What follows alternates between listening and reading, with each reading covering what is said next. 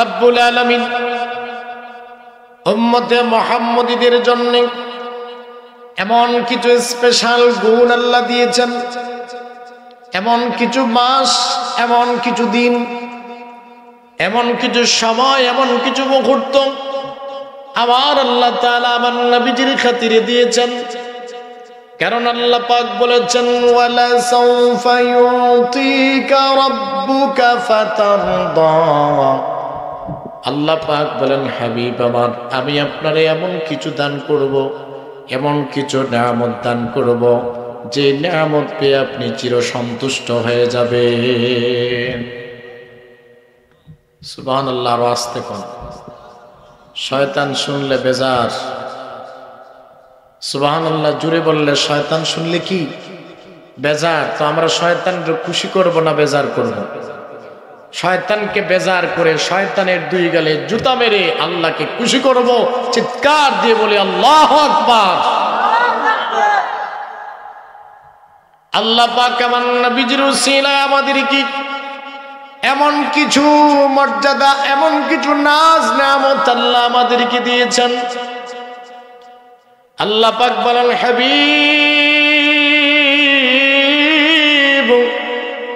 দুনিয়াতে এবং আখিরাতে এমন কিছু নিয়ামত আপনাকে দান করব, এই নিয়ামত পেয়ে আপনি সন্তুষ্ট হয়ে যাবেন। আল্লাহর নবী, প্যারা নবী একদা কোরআনুল কারীমের আয়াত তিলাওয়াত করতেছেন। ইব্রাহিম আলাইহিস সালাতু ওয়াস সালামের একটা কথা কোরআনুল কারীমে আল্লাহ পাক সেই কথাটা ঢুকায়া দিয়েছেন। ইব্রাহিম নবী পড়েন, রব্বি ইন্নাহুন্না আদলাল্লা কাসীরাম মিনহুম ফামান তাবিআনি ফাইন্নাহু মিন্নী ওয়ামান আসানি ফাইন্নাকা গফুরুর রহিম। ইব্রাহিম আলাইহিস সালাতু ওয়াস সালাম বলেন, আল্লাহ তাআলা, যেই ব্যক্তি আমার নাফরমানি করলো, ইন্নাহুন্না আদলাল্লা কাসীরাম মিনহুম, তাদের মধ্য থেকে অধিকাংশ বিভ্রান্ত হয়ে গেছে, ভ্রান্ত হয়ে গেছে। আমি খলিলুল্লাহকে নবী মানে না, আমি খলিলুল্লাহর ধর্ম, খলিলুল্লাহর শরীয়ত মানে না। সুতরাং ফামান তাবিআনি ফাইন্নাহু মিন্নী, যে আমার অনুসরণ করে আমার ধর্ম মানে, তোমাকে মানে, আমাকে মানে, দুইজনারে মানে, সে হলো আমার দলের। আর যে আমারে মানে না, তোমারে মানে না, সে বিভ্রান্ত, গুমরাহ। রব্বুল আলামিন তুমি চাইলে তারে ক্ষমা করো, তুমি তো ক্ষমাশীল, নতুবা তারে ধ্বংস করো। ইব্রাহিম নবীর এই দোয়া উম্মতের বেলায় হযরতে ঈসা আলাইহিস সালাতু ওয়াস সালাম ওনার কওমের ব্যাপারে দোয়া করলেন, আল্লাহুম্মা ইন তুআযিবহুম ফাইন্নাহুম ইবাদুক ওয়া ইন তাগফির লাহুম ফাইন্নাকা আনতাল আজিজুল হাকীম। ঈসা আলাইহিস সালাতু ওয়াস সালাম দোয়া করলেন, আল্লাহ, নিশ্চয় তুমি যদি তাদেরকে আযাব দাও, দিতে পারো, ইন তুআযিবহুম ফাইন্নাহুম ইবাদুক, যদি তাদেরকে আযাব দাও তাহলে তারা তোমারই বান্দা, তুমি হলে মাবুদ। তাদেরকে আযাব দিলে, শাস্তি দিলে, দিতে পারো, তারা তোমারই বান্দা। ওয়া ইন তাগফির লাহুম, যদি তাদেরকে ক্ষমা করে দাও তাহলে তাও দিতে পারো, ফাইন্নাকা আনতাল আজিজুল হাকীম, তুমি পরাক্রমশালী, বিজ্ঞানময়, হিকমতওয়ালা। ক্ষমা করা তোমার কাজ, শাস্তি দেওয়া তোমার কাজ, দুইটাই তোমার ইচ্ছা। আমার নবী, প্যারা নবী এই আয়াতগুলো যখন পাঠ করলেন কোরআনুল কারীমে, ঈসা নবীর কথা, ইব্রাহিম নবীর কথা, আল্লাহর নবী হযরত নূহ আলাইহিস সালাতু ওয়াস সালাম 960 বছর দাওয়াত দিলেন। সুবহানাল্লাহ কোন 960 বছর দাওয়াত দিয়া আমার ভাই মাত্র 80 জন মতান্তরে 100 জন নূহ নবীর দাওয়াত কবুল করেছে। গোসা উঠবে নি? গোসা উঠবে না? 950 বছর দাওয়াত দিয়া মাত্র 80 জন নিজের দলে, আর আমার নবী প্যারা নবী 23 বছর দাওয়াত দিয়া 100 লক্ষ নিজের দলে।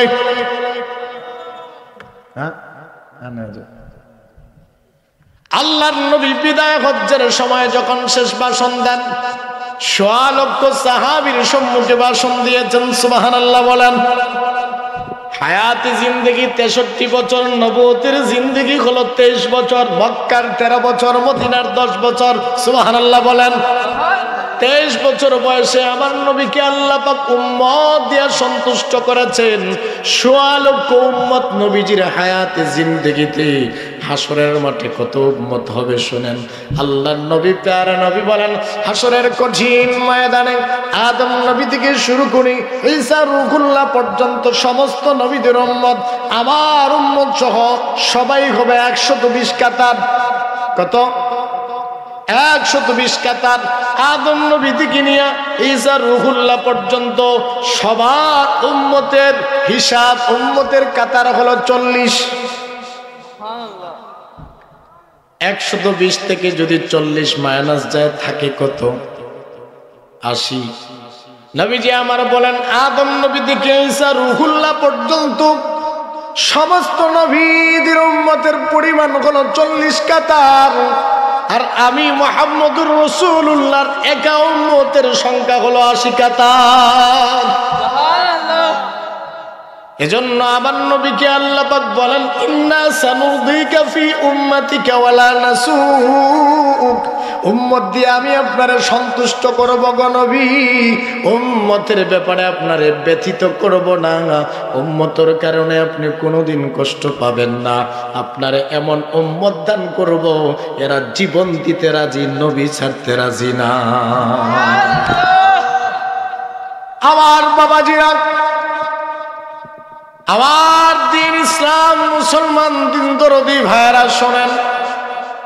আল্লাহর নবী ঈসা নবীর কথা শুনলেন, ইব্রাহিম খলিলুল্লাহর কথা শুনলেন, হযরত নূহ সফিহুল্লাহ উনি আল্লাহর কাছে দোয়া করে, ওয়াকালা নূহুর রাব্বি লা তাযার আলাল আরদি মিনাল কাফিরিনা দাইয়ারা।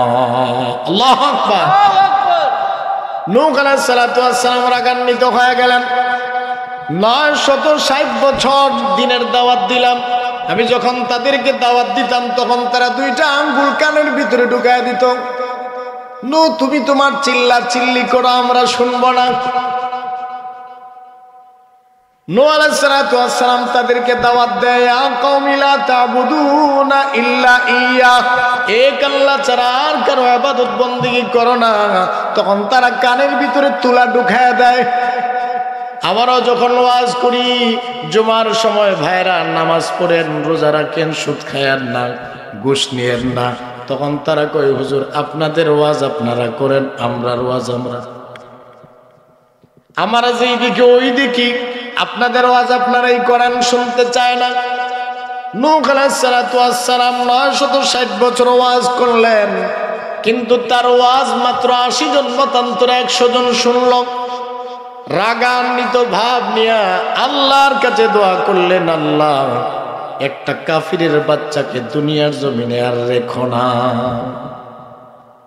وقال نوح رب لا تذر على الأرض من الكافرين ديارا। কোন কাফিরকে দুনিয়াতে রাখো না, দুনিয়াতে থাকার কোনো অধিকার তাদের নাই, তাদেরকে ধ্বংস করে ফেলো। আল্লাহ পাক নূহ নবীকে বলে, নৌকা বানাও, নৌকা তৈরি করো, সেই নৌকায় তোমার 80 জন যারা ঈমানদার তাদেরকে উঠাও, আমি মহাপ্লাবন দিব, মহাপ্লাবন দিয়ে তাদেরকে ধ্বংস করে দেব। আল্লাহর নবী সরকারে দো আলম নবী প্রত্যেক নবী তাদের উম্মতের ব্যাপারে যে অভিশাপ দিলেন, যেই বদুয়া করলেন, নবীজি আমার পড়ে পড়ে চোখের পানি ছেড়ে ছেড়ে দিয়া কান্দে। আল্লাহ পাক হযরত জিবরিলকে পাঠিয়ে দিলেন, জিবরাইল যা যা আমার হাবিবের নিকট যা জিজ্ঞেস করো, মা ইউবকিকা, ওগো আল্লাহর নবী, আল্লাহ পাক জিজ্ঞেস করেন আপনি কেন কাঁদেন, কান্নার কারণ কি? আল্লাহর নবী বলেন আমি কাঁদি আমার উম্মতের জন্য। এই যে দেখো না, এক এক নবী এক এক ধরনের দোয়া করেছেন, আমি কখন দুনিয়া থেকে বিদায় হয়ে যাব, দুনিয়া থেকে বিদায় হয়ে যাওয়ার পরে আমার উম্মতদেরকে আল্লাহ পাক ধ্বংস করে দিবেন আযাব আর গজব দিয়ে। কারণ আল্লাহ আমার সাথে অঙ্গীকার করেছেন, মা কানাল্লাহু লিয়ুআযযিবাহুম ওয়া আনতা ফীহিম। গান শুনলে তো বলতেন এটা টান দিছে মমতাজে। কোরআন শুনে আপনারা বুবা, কোরআনে মজা নাই, যেটা বলেন মজা নাই। তো কোরআন শুনলে আল্লাহু আকবার বলতে মন চায় না? এই কোরআন কি আপনি বানাইছেন? কোরআন কার বাণী? তো আল্লাহর বাণী শুনলে আল্লাহর জিহ্বা দিয়ে আল্লাহু আকবার বলতে অসুবিধা আছে? তো বলেন না আল্লাহু আকবার। আল্লাহর নবী বলেন আল্লাহ পাক আমার সাথে অঙ্গীকার করেছেন, হাবিব যতদিন পর্যন্ত আপনি দুনিয়াতে থাকবেন, দুনিয়াতে থাকা অবস্থায় আপনার উম্মতদেরকে আযাব দেব না, গজব দেব না। তারা যত বেশি অপরাধ করে না কেন, পাপাচারে লিপ্ত হয়ে যায় না কেন, তাদেরকে আযাব আর গজব দিয়ে আমি ধ্বংস করব না। এখন আমি দুনিয়া থেকে বিদায় হয়ে যাওয়ার পরে আল্লাহ পাক আমার উম্মতদেরকে আযাব আর গজব দিয়ে ধ্বংস করে ফেলবে। এই জন্য কাঁদি। আল্লাহর নবী প্যারা নবী রাহমাতুল লিল আলামিন যখন এই কথাটা বললেন, জিবরিল আমিন যায় আল্লাহ পাকের কাছে এই জবাবটা পৌঁছায় দিলেন, ও আল্লাহ রাব্বুল আলামিন, তোমার হাবিব তার উম্মতের জন্য কাঁদে, উম্মতের চিন্তায় পেরেশান। আল্লাহ পাক জিবরিলকে ডাক দিয়া বললেন, জিবরাইল যা আমার হাবিবকে জানায়া দে, ইন্না সানুমদিকা ফি উম্মাতিকা ওয়ালা নাসুক। আমি আমার হাবিবকে তার উম্মতের ব্যাপারে সন্তুষ্ট করব, তার উম্মতরে কোনোদিন উম্মতের ব্যাপারে আমার হাবিবকে ব্যতীত করব না। উম্মত দিয়ে আমি সন্তুষ্ট করব, উম্মত দিয়ে আমি আমার রাসূলকে রাজি খুশি করব। আল্লাহর নবী প্যারা নবী বলেন, উম্মতের চিন্তায় যখন পেরেশান হয়ে যান, তখন আল্লাহ পাক হাবিব কিবরিয়াকে জানায় দিলেন, হাবিব গো, উম্মতের জন্য এত পেরেশান হয়েন না। দুনিয়া থেকে বিদায় হওয়ার সময় আল্লাহর নবীজি উম্মতি উম্মতি বলে পেরেশান, উম্মতের কি হবে, উম্মতের কি হবে। আল্লাহ পাক কখন জানে আযাব আর গজব দিয়ে উম্মতদেরকে ধ্বংস করে ফেলবে। আল্লাহ পাক জানায় দিলেন, হাবিব টেনশন করবেন না, আজ থেকে বাকি দিনের জন্য আমি আল্লাহ আপনার উম্মতের জামিনদার হয়ে গেলাম। এজন্য তো উম্মতে মুহাম্মদী জিনা করে, কিন্তু জিনার শাস্তি নগদ পায় না। অন্যান্য নবীর উম্মত জিনা করলে নগদ শাস্তি। কেউ যদি জিনা করতো আল্লাহ পাক পাথরের মূর্তি বানায় দিতেন। অন্য নবীর উম্মত যদি হাত দ্বারা গুনাহ করতো, হাত এইরকম ব্যান্ড হয়ে যেত, হাত প্যারালাইজড হয়ে যেত। কেউ যদি চোখ দ্বারা গুনাহ করতো, চোখের মধ্যে রক্তের আবরণ পড়ে যেত। কেউ যদি গুনাহের কাজ করত, তাহলে তার দরজার চৌকাঠের মধ্যে গায়েব থেকে লেখা উঠে যেত, অমুক ব্যক্তি অমুক গুনাহ করেছে। কিন্তু উম্মতে মুহাম্মদীর জন্য আল্লাহ পাক এমন বরকত দান করেছেন। আমার নবী মুহাম্মদুর রাসূলুল্লাহর উম্মত হওয়ার কারণে আমরা গুনাহ করি, কিন্তু গুনার কোনো আলামত শরীরের মধ্যে নাই। আমাদের জীবনে এমন অনেক গুনাহ আছে, সন্তান গুনাহ করেছে, বাবা কিন্তু জানে না, বাবা গুনাহ করেছে, সন্তান জানে না, আছে না নাই? রাতের অন্ধকারে গভীর রজনীতে নীরবে নিভৃতে কে কোন জায়গায় গুনাহ করে কেউ জানে না, একজন জানেন, তিনি কে? আল্লাহ পাক গোপন করে রাখছেন আমাদের নবীর উসিলায়। নবী সরকার দো আলম নবীর উসিলায় আমরা এইটা পেলাম। গুনাহ করব, গুনাহ আল্লাহ ঢেকে রাখবেন, গুনার কোনো আলামত শরীরের মধ্যে ফুটে উঠবে না। 2 নম্বর নবীর উসিলায়, আমার নবীর উসিলায় আল্লাহ পাক আমাদেরকে এমন কিছু মর্যাদা দিয়েছেন, এমন কিছু মাস দিয়েছেন, এমন কিছু দিন দিয়েছেন যেগুলার বরকত, যেগুলার নেয়ামত হাজার হাজার গুণ বেশি।